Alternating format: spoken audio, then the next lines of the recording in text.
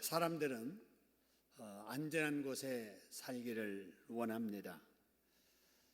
여러분, 한때는 우리나라 많은 사람들이 외국으로 이민을 갔었습니다.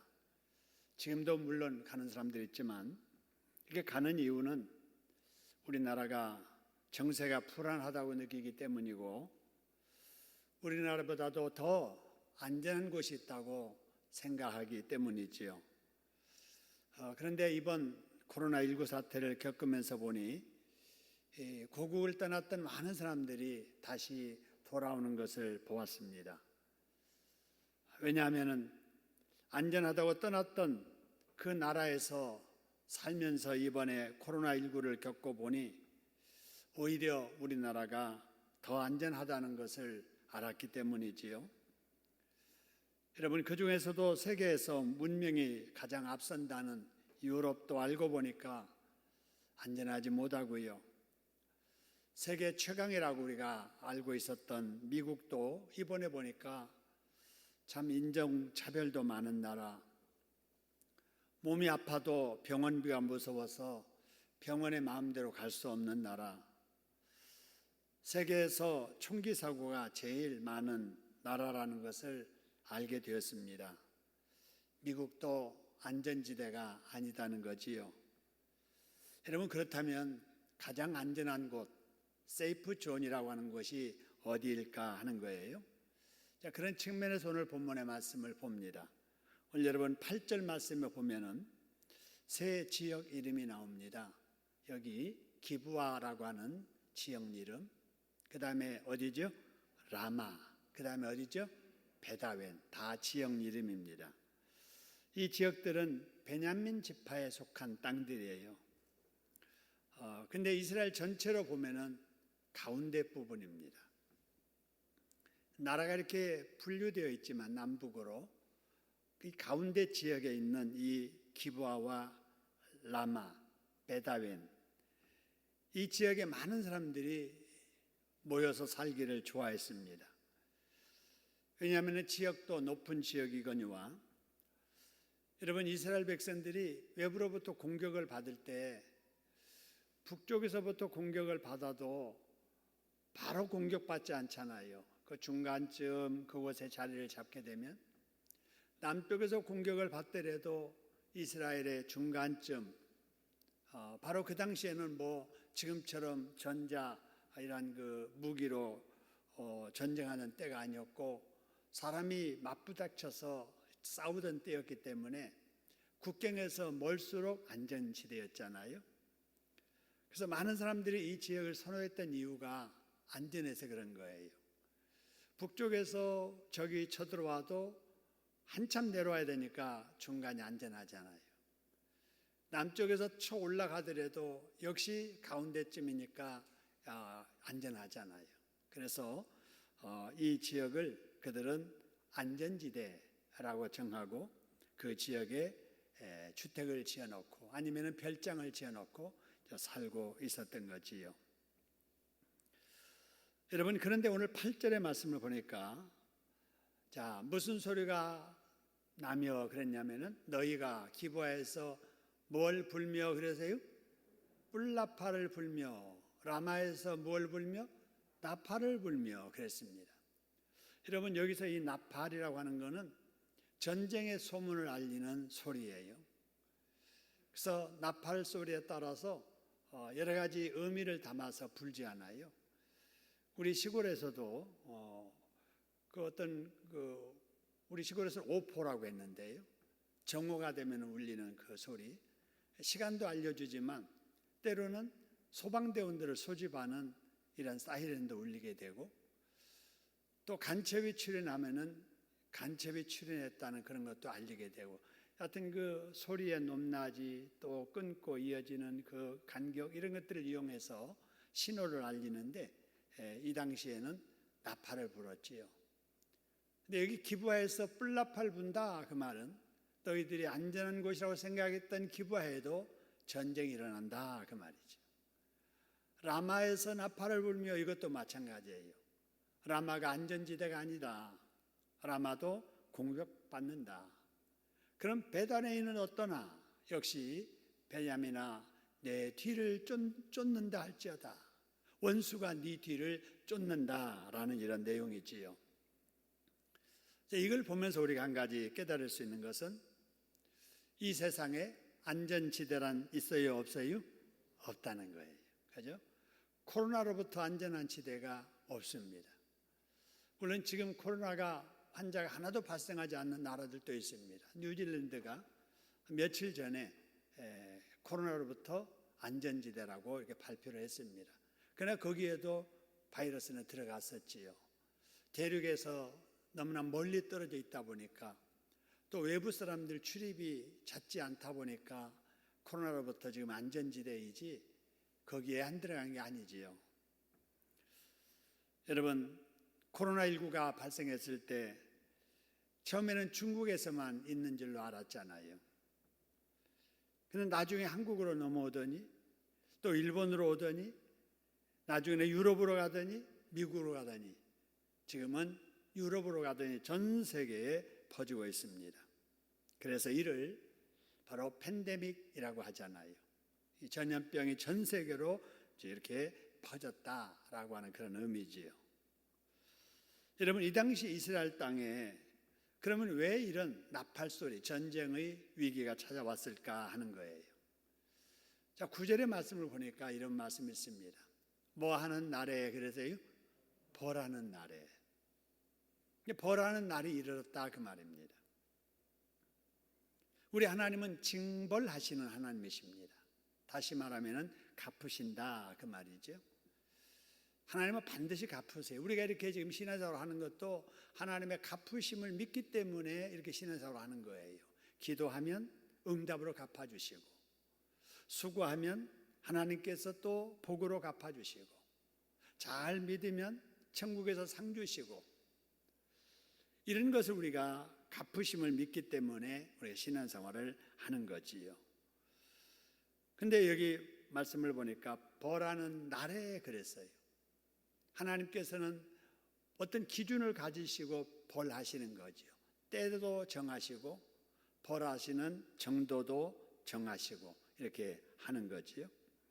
그래서 우리 하나님은 사랑의 하나님이시며 축복의 하나님이시지만 동시에 심판의 하나님이시다라고 하는 거지요.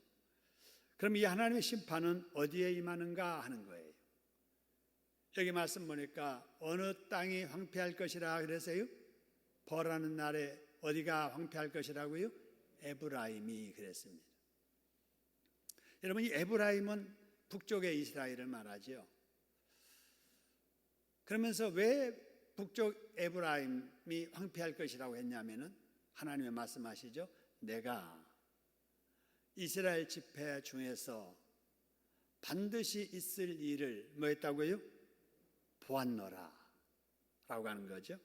그래서 미리 하나님께서는 선지자를 통해서 앞으로 있을 일들을 보여주시고 또 그것을 미리 보고 알게 된 사람들은 그것을 사람들에게 전해서 그들로 하여금 대비하도록 하는 거지요. 자, 그러면 구체적으로 북쪽 이스라엘이 어떤 일을 했기에 이렇게 황폐할 것이고 또 벌 받을 것이라고 하셨을까? 오늘 여기 10절의 말씀 보니까 이런 말씀이 있습니다. 유다 지도자들이 뭘 어떻게 했다는 거예요? 경계표를 옮겼다 하는 거예요. 경계표를 옮겼다. 여러분, 이 경계표라고 하는 것은 땅의 경계를 표시하는 어떤 것들이지요. 그래서 지금처럼 이렇게 세밀하게 땅을 이렇게 등기하고 측량하고 선을 긋고 이런 때가 전에는 아니었잖아요. 그래서 우리 땅, 네 땅 이렇게 경계를 이렇게 삼을 때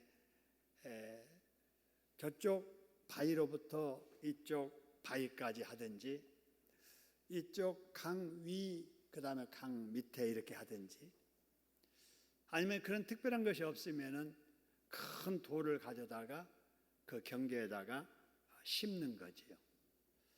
그게 바로 경계를 나타내는 경계표입니다. 다른 말로 지계표라고 하기도 하지요. 그런데 이 이스라엘 땅의 경계는 그럼 누가 정해 주셨는가? 여러분, 오늘 아침까지 민수기서 우리가 쭉 살펴보고 내일 아침은 다른 성경을 이제 시작할 텐데 거기에서도 본 것처럼 이스라엘 백성들이 가나안 땅에 들어가기 전에 그 땅을 누가 다 배분해 주시죠? 하나님이 배분해 주시죠. 그것도 제비 뽑아 가지고 공평하게, 그래서 다 하나님이 정해 주세요. 지파별로. 그래서 너희들은 여기서부터 여기까지, 너희 지파는 여기서 여기까지. 그래서 하나님이 정해 주신 그 경계의 표시를 다 하는 거지요. 바로 이게 이제 경계표예요. 그래서 고대 이스라엘에 있어서 이 땅의 경계석을 옮긴다라고 하는 것은 있을 수 없는 일이에요. 하나님이 정하신 일을 변경하는 일이거든요. 이건 있을 수 없는 일이에요. 그런데 여기 보니까 유다 지도자들이 경계표를 뭐 했다고요? 옮기는 자 같았다라는 거예요. 그러니까 하나님이 정해 주신 이 토지의 경계를 지도자들이 다 옮기게 했다라는 거지요. 이게 토지의 정책 변화입니다. 그래서 지도자들이 말하기를 그건 옛날 법이야. 현실은 또 달라졌으니까 각자 자기 땅 주인들끼리 합의하면은 땅 소유도 변경될 수 있어라고 하는 거예요. 근데 어떨 때 이런 이 경계표가 이제 옮겨지게 되냐면요. 서로 다 편안하고 잘 살 때는 뭐 그럴 일이 없는데 이제 가뭄이 된다든지 또 이렇게 세월이 지나면서 빈부격차가 이렇게 생긴다든지 했을 때 없는 자들이 돈을 빌리게 되잖아요. 없는 자들이 돈을 빌리면 그냥 빌려주지 않잖아요. 이자를 이렇게 치게 되지요. 여러분, 이자도 옛날에는 지금처럼 싸지 않았어요. 제가 어렸을 때 보니까 일할빚도 있었어요. 일할빚. 일할빚이라고 하는 것은 10%라고 하는 거죠. 10%. 여러분, 이렇게 굉장히 높은 그 이상도 있었습니다. 그렇기 때문에 오죽하면 남의 돈을 빌려 쓰겠어요. 오죽하면 곡식을 그렇게 또 빚으로 이렇게 갖다 먹겠어요. 그러니까 없어서 그러는 거지요. 그런데 이자까지 높다 보니까 돈을 그렇게 쓴 사람들은 아무리 일을 해도 이자 갚기에 급급한 거예요. 원금은 못 갚는 거예요. 그러다가 이자도 제대로 못 갚으면은 되레 이제 원금이 더 많아지는 거지요.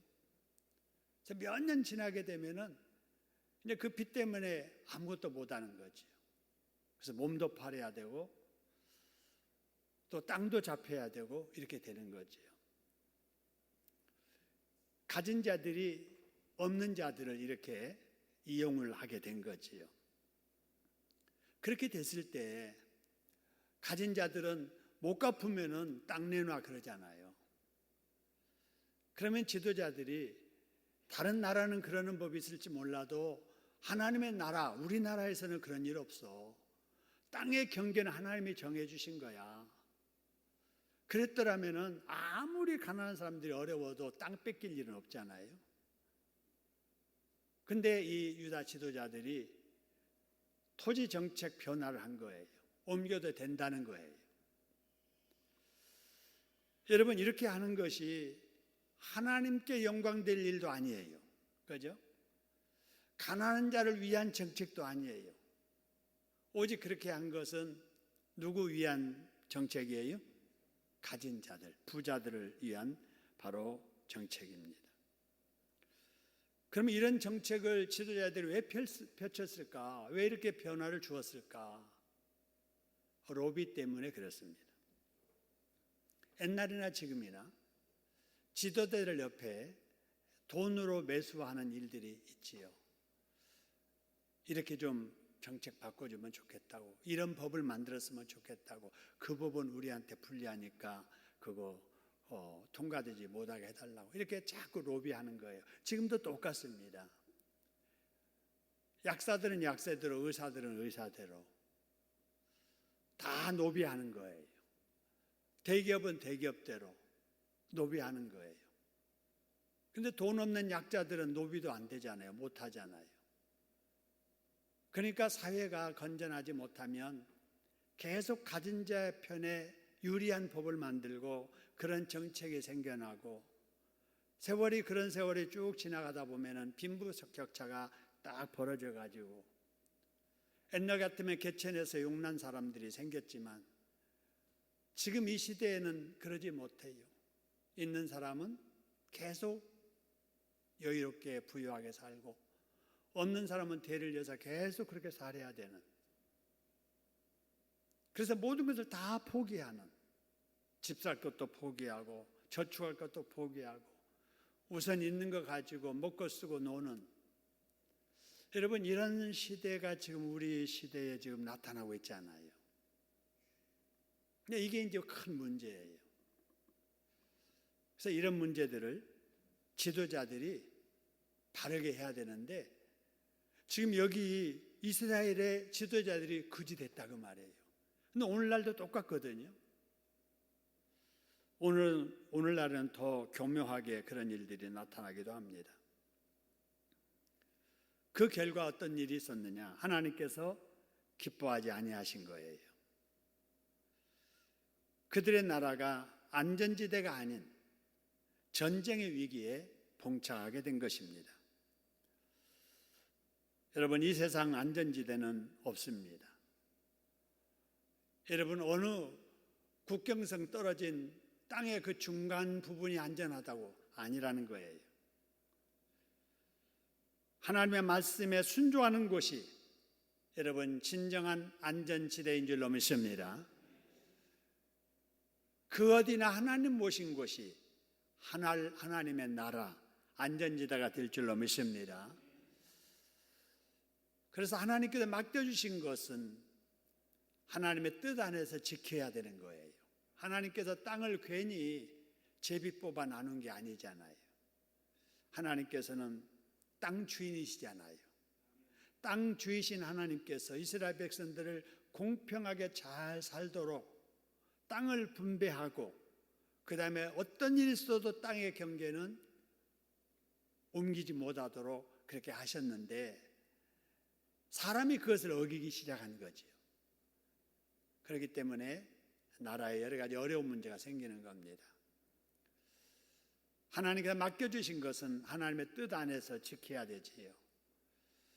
우리에게 맡겨주신 것이 가정이고 교회이고 또 우리가 하는 일이잖아요.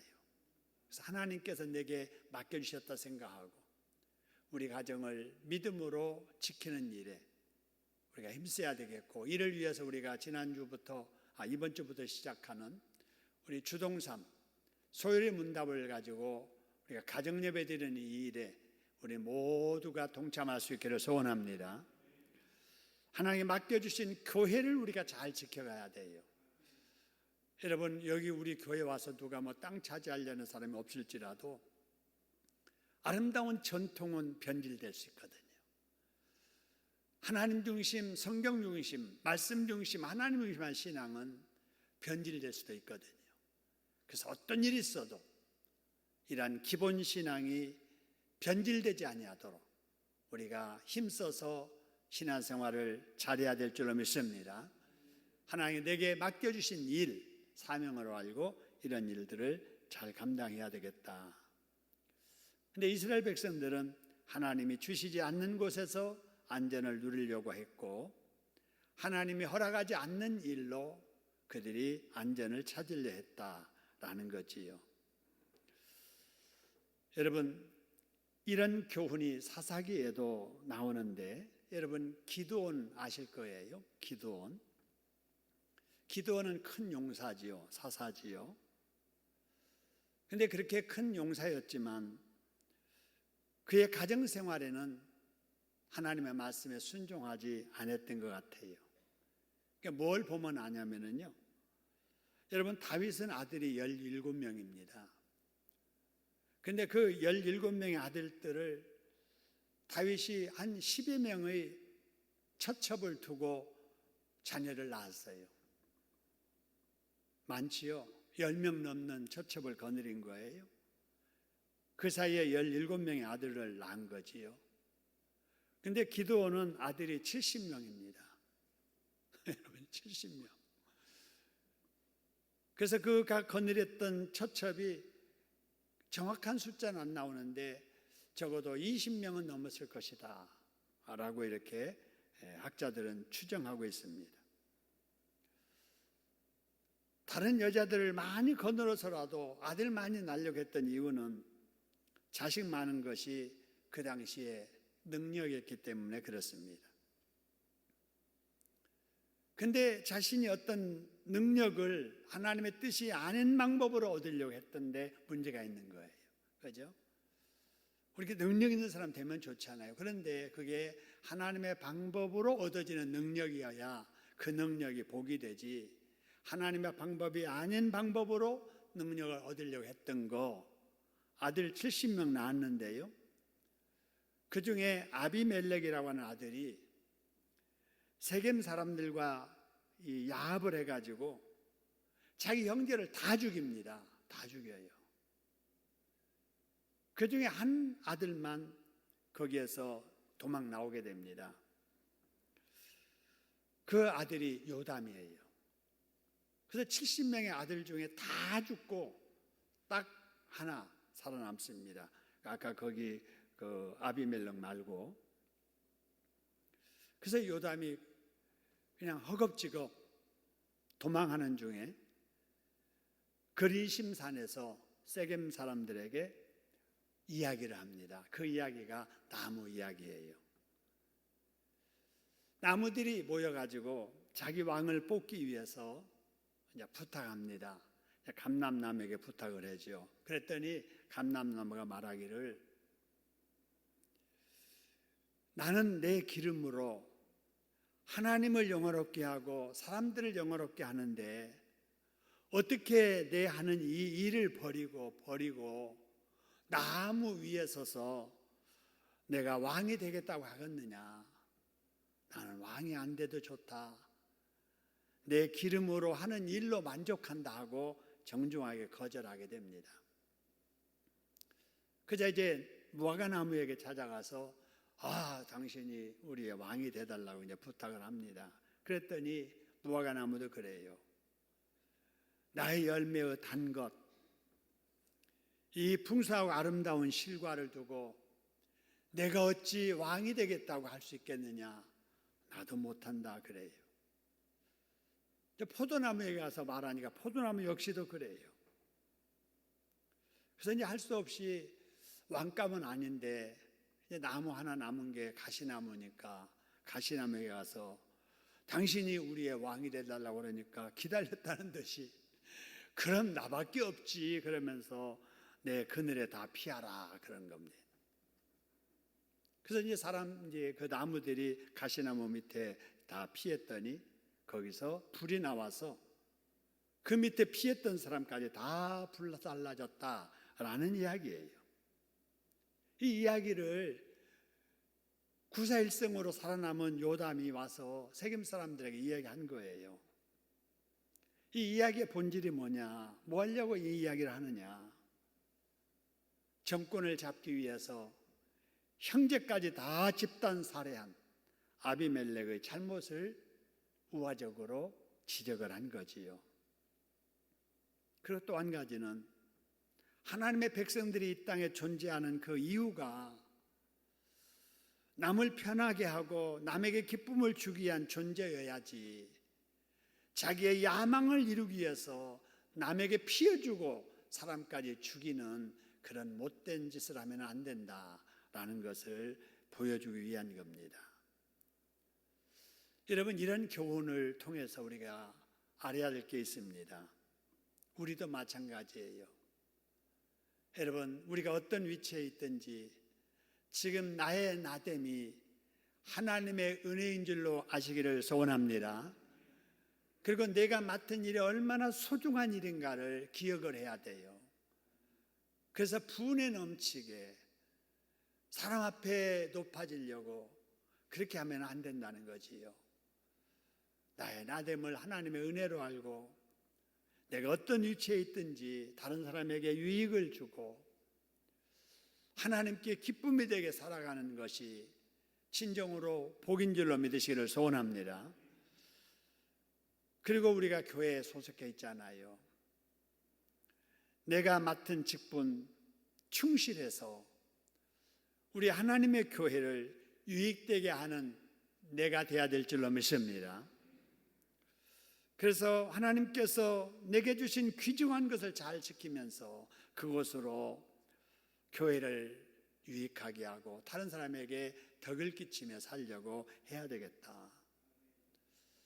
가시나무처럼 깜도 되지 않으면서 그럴 능력도 없으면서 더 커지려고만, 더 높아지려고만 해서는 안 된다 하는 거예요. 아비멜렉이 그러다 망하게 됩니다. 그런데 여러분, 유다 지도자들도 그랬다는 거예요. 만일 유대 지도자들이 하나님의 뜻대로 살았더라면 하나님은 그들을 끝까지 지켜주시고 그들을 돌봐 주셨을 것입니다. 그런데 그들은 뇌물 받고 사람들에게 뒷돈 받는 것에 눈이 멀어서 하나님이 정하신 경계표까지 옮기는 일에 앞장섰던 일을 하게 됩니다. 그러자 하나님께서 어떻게 하셨는지 여러분 10절 말씀 보니까요, 유다 지도자들은 경계표를 옮기는 자 같으니 내가 하나님께서 나의 진노를 바로 그들에게 뭐 하겠다는 거예요? 물같이 부으리라 하는 거예요. 여러분, 우리 하나님은 기뻐하기도 하지만 영광을 받기도 하지만 진노하시기도 하신다는 사실을 기억해야 됩니다. 어쩌면 지금 이 지구촌에 코로나19로 이렇게 어려움을 당하는 것이 하나님의 진노의 결과가 아닐지 한번 우리 믿는 자들은 생각을 해봐야 돼요. 우리 하나님은 참고 참으시다가도 이게 아니다 싶을 때, 회개하지 않고 스스로 멈추지 못할 때 억지로 멈추게 하는 거예요. 눈에 보이지도 않는 바이러스 하나를 가지고 세계를 다 멈추게 하잖아요. 하나님의 진노가 얼마나 무서운가 하는 것을 우리는 생각을 해봐야 됩니다. 그래서 주변 나라들에게 앞으로 침략을 당할 것이고 마침내는 멸망하게 될 것을 지금 경고하시는 말씀이지요. 하나님은 지금도 변치 아니하시는 상태로 우리를 지켜보고 계신 줄로 믿으시기를 소원합니다. 여러분, 그런데도 하나님을 진노하게 하는 일이 계속해서 일어나고 있습니다. 11절 보세요. 에브라임은 북쪽 이스라엘 사람들이잖아요. 근데 그들이 어떻게 살았는가 보세요. 북쪽 이스라엘 사람들은, 하나님의 백성들은 무엇을 따르기를 좋아했다 그래서요? 사람의 명령 따르기를. 여러분, 이 말에는 어떤 의미가 있냐면은 누구 명령은 안 따랐다는 거예요? 하나님의 명령, 그죠? 에브라임은 하나님의 백성이잖아요. 그러니까 명령을 따라도 누구 명령 따르기를 좋아해야 돼요? 하나님의 명령. 그런데 하나님의 명령 따르기를 싫어하고 사람의 명령 따르기를 좋아하는 거예요. 여러분, 오늘날도 그런 사람들 많아요. 하나님 말씀은 안 믿어요. 근데 가짜 뉴스는 잘 믿어요. 하나님의 말씀은 절대로 들어도 안 따라해요. 근데 사람 말은 얼마나 잘 따라하는지 몰라요. 여러분, 이러면 안 된다고 말입니다. 그러면 어떻게 되는가 보세요. 에브라임은 사람 말 따르기를 좋아하므로 뭘 받고 그래서요? 학대를 받고, 그 다음에 뭘 받는도다 그래서요? 재판의 압제를 받는도다. 다 따라오는 거예요. 우리가 하나님의 명령을 따르기를 기뻐하는 우리들이 되어야 될 줄로 믿습니다. 또 12절에 보면은요, 이렇게 하나님을 떠나서 이렇게 죄만 지으면서 하니까 12절 보세요. 맨 앞에 뭐라고 그래서요? 그러므로 그랬잖아요. 그러므로. 다 어떻게 사느냐에 따라서 결과는 따라오는 거예요. 자꾸 이렇게 사람 명령 따르기를 좋아하고 하나님 명령 안 따르니까, 그러므로 하나님이 어떻게 역사하시는가 보세요. 에브라임에게는 뭐 같으며 그래서요? 좀 같으며. 유다 족속에게는 뭐 같다고요? 썩이는 것 같도다 그랬어요. 여러분 좀 아시잖아요. 좀 눈에 보여요? 안 보여요? 안 보여요. 근데 여러분 이 좀이 막 갉아먹잖아요. 근데 소리가 나요? 안 나요? 안 나요. 보이지도 않아요. 근데 눈에 보지도 않는데 서서히 망가지는 거예요. 서서히 망가지는 거예요. 여러분 이 하나님의 이 심판이, 이 벌이 얼마나 무서운지 몰라요. 서서히 망가지는 거예요. 서서히 망하는 거예요. 표가 나게 망하면은 빨리 정신 차리는데 서서히 망해가는 거예요. 서서히 타락하는 거예요. 이게 문제예요. 유다 족속에게도 마찬가지예요. 그래서 죄 짓는 사람에게는 하나님께서 벌을 똑같이 하는 거예요. 유다 족속 너희는 죄를 지어도 내가 벌하지 않을게 아니라는 거예요. 에브라임 북쪽도 마찬가지고 남쪽 유다도 마찬가지예요. 오늘날 시대를 초월해서 이 시대에 그런 하나님은 지금도 마찬가지예요. 여러분 이런 말씀을 우리가 보면서 하나님의 이 좀 같은 심판이 임하지 아니하도록, 보이지 않는 중에 점점 썩어가는 이런 벌이 임하지 아니하도록 우리가 회개하고 하나님 앞에 바로 서야 될 줄로 믿습니다. 여러분 그런데 나중에 13절 보니까 이스라엘 백성들이 이렇게 됩니다. 보세요. 13절. 에브라임이 뭘 어떻게 했다고 그러세요? 자기 병을 깨달아요. 좀처럼 보이지 않는 중에 점점 이렇게 망해가는데 어느 순간에 깨달은 거예요. 자, 유다가 자기 상처를 뭐 한 거예요? 깨달은 거예요. 어느 순간에. 여러분 그런데 깨달은 것이 좋은 것 같잖아요. 좋은 것 같은데 여러분 나중에 말씀을 보니까 13절 마지막에 보니까 이런 말씀이었어요. 깨닫고 나서 어떤 했는가 보세요. 에브라임은 누구에게로 가서? 아수르에게 가서 누구에게 사람을 보냈어요? 아렙에게 왕에게 사람을 보냈다는 거예요. 보세요. 여러분 깨달았으면 가도 누구의 앞에 나가야 돼요? 하나님 앞에 나가야 되죠. 근데 병든 것을 깨닫고 지금 살이 썩고 있는 것을 깨닫고 나서 했던 일 하나님 앞에 안 가는 거예요. 깨달아도 지금 잘못 깨닫는 거예요. 그래서 아수르한테 가는 게 아수르. 도와달라는 거예요. 문제가 일어나니까 도와달라는 거예요. 여러분 그런데 보세요. 아수르가 능히 너희를 뭐하고?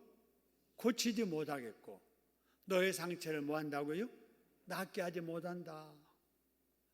하나님 앞에 죄를 지어서 하나님 앞에 벌 받는데 사람 앞에 가서 고쳐달라고 하니까 사람이 고칠 수가 있겠느냐 그 말이에요. 여러분 오늘 이 말씀을 통해서 어떤 사람은 좋은 말로는 절대 안 듣는 사람 있잖아요. 꼭 매를 맞아야 말을 듣는 사람 있잖아요. 그러니까 이스라엘이 꼭 그래요. 좋은 말로 하나님께서 선지자를 통해서 자꾸 경고하세요. 그러지 마라, 그러지 마라. 그러면 망한다. 근데 안 듣는 거예요. 나중에 이제 매를 맞듯이 큰일 나야 깨닫는데 깨달아도 제대로 못 깨닫고 결국은 사람 바라보는 거예요. 강대국 바라보는 거예요. 그러니까 결국은 다 망하게 되는 거지요. 여러분 13절의 말씀을 보니까 그가 능히 너희를 고치지 못하였고 너희 상처를 낫게 하지 못하리라 라고 말하지요. 그렇지 않아도 팔레스타인을 공격할 기회만 내리고 있었던 바로 이 아수르, 이때 스스로 찾아와 가지고 도와달라고 하니까 이때다 싶어 가지고 아수르가 이스라엘과 깊게 관여를 하게 됐지요.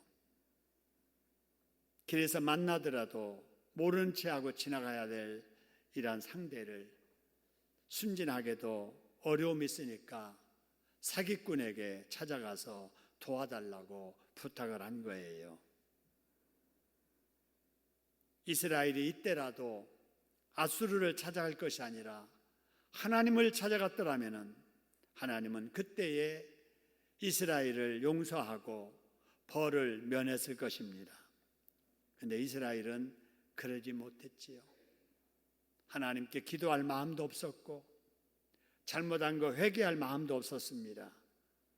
그러니 세상 나라 의지할 수밖에 없었고, 그러다 결국은 그 의지했던 세상 나라 아수르에게 이스라엘이 망하고 말았던 것입니다. 이게 이스라엘의 역사예요. 오늘날도 마찬가지입니다. 여러분, 우리도 이 땅에 살면서 내가 지금 누구를 의지하고 있는가, 누구의 명령을 더 따르기를 좋아하는가, 내가 지금 어떤 모습으로 살고 있는가를 잘 살펴야 됩니다.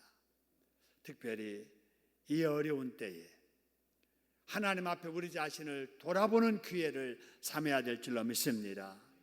코로나19의 이 와중에 내 내면을 살피고 나의 잘못을 깨닫고 하나님 앞에 회개하는 자리로 돌아갈 때 하나님은 우리 개인도 싸매어 주시고 고쳐 낫게 해주시고 앓고 있는 우리 대한민국도 지구촌도 고쳐 낫게 해주실 줄로 믿습니다.